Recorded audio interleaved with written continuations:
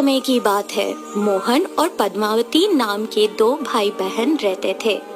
मोहन बड़ी पढ़ाई कर बड़े शहर में अपनी बीवी बच्चों के साथ रहता था, पर पद्मावती जिस शहर में पढ़ाई की उसी शहर के जान पहचान के एक लड़के रघु से शादी करके वहाँ पर बस गई। पद्मावती के पास सुंदरता के साथ साथ कई गुण थे।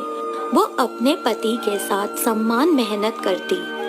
पद्मावती घर पे बहुत मेहनत से समोसे बनाती और उसका पति रघु उस समोसों को टोकरी में डाल के अपनी साइकिल पे रख के गांव में बेचा करता था।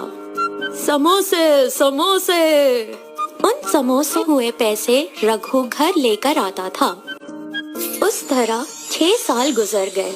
उन 6 सालों में पद्मावती को 3 बच्चे हुए, 2 लड़की और 1 लड़का। अपने तीनों बच्चों की भविष्य को दृष्टि में रखते हुए पद्मावती और रघु बहुत मेहनत से काम किया करते थे।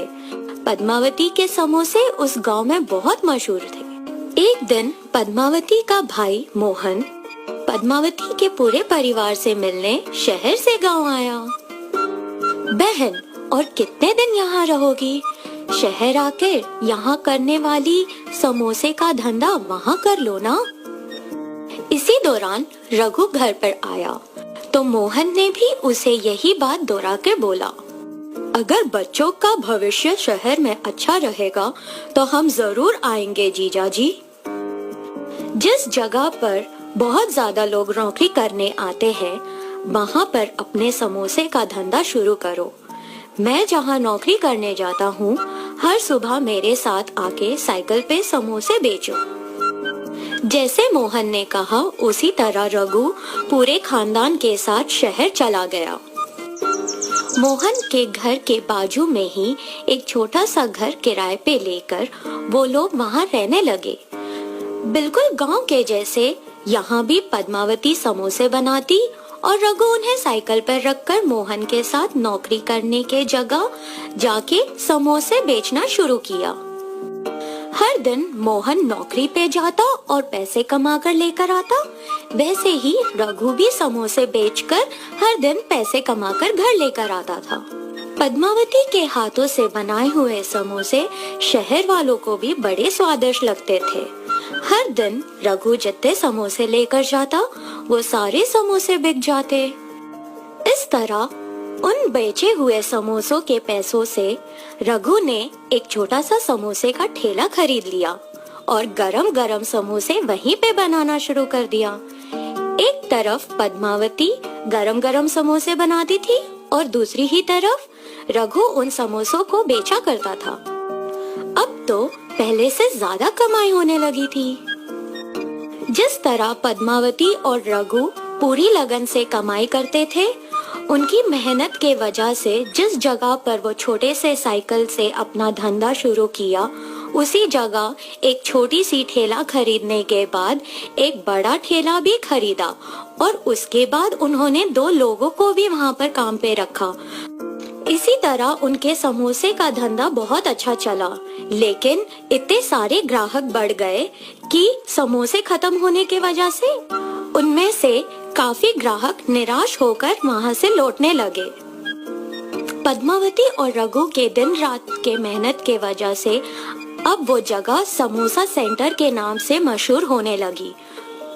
कुछ दिनों के बाद उन्होंने 10 और काम करने वालों को रख लिया, साथ ही साथ 30 ग्राहकों के बैठने के लायक जगह भी बना ली दुकान में। जैसे समय बीतता गया वैसे पद्मावती के भी बच्चे बड़े होने लगे। मोहन भी रघु के जैसे बढ़ता गया और अच्छी आमदनी कमाने लगा। एक दिन नौकरी खत्म करके मोहन घर लौट जा रहा था, तभी उसने पद्मावती और रघु का समोसा सेंटर देखा और वहाँ गया।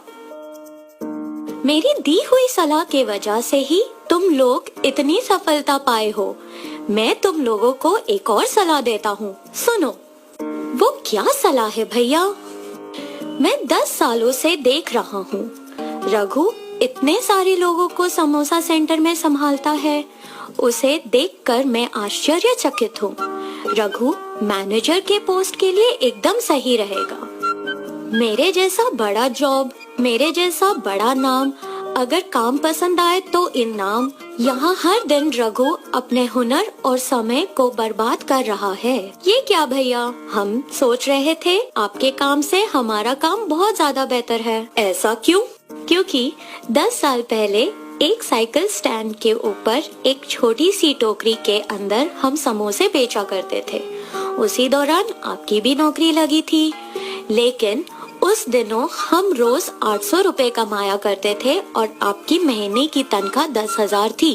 इन 10 सालों में बहुत कुछ बदल गया है। अब हम एक बहुत बड़े समोसे की दुकान के मालिक हैं। इस पूरे एरिया में बहुत मशहूर है। आप इन 10 सालों में मैनेजर बने, जिसके वजह से आपकी महीने की तनख्वाह 1 लाख हो गई है और हमारी 1 लाख से भी ज्यादा आमदनी है।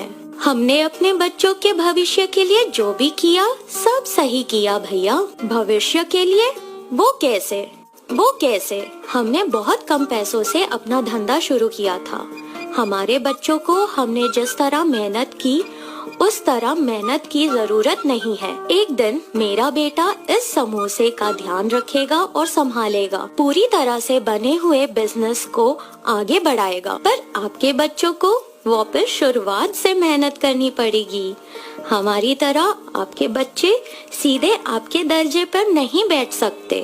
आपके कंपनी के मालिक के बच्चे उस दर्जे पर बैठ सकते हैं, पर आपके बच्चे आपके दर्जे पर आते आते उन्हें बहुत मेहनत करनी पड़ेगी। अब बोलो जीजा जी, कौन किसका हुनर और समय बर्बाद कर रहा है? इन सारी बातों को सुन के मोहन को भी लगा कि जो पद्मावती और रघु बोल रहे हैं वो एकदम सही है। वो चुपचाप सोचते हुए वहाँ से चला गया। पद्मावती और रघु ने अपने दोनों बेटियों की शादी कर दी और अपने बेटे को समोसा सेंटर का धंधा सौंप दिया। पद्मावती के लड़के को बहुत मेहनत से काम करता हुआ देखकर और अच्छा नाम कमाते हुए देखकर मोहन ने अपनी बेटी को उससे शादी करने का फैसला किया और यह सोचकर रघु और पद्मावती से पूछा, जिसके लिए सब लोग खुशी खुशी मान गए। अब सिर्फ तुम्हारे बच्चों का ही नहीं, मेरी भी बेटी की जिंदगी खुशी खुशी कटेगी।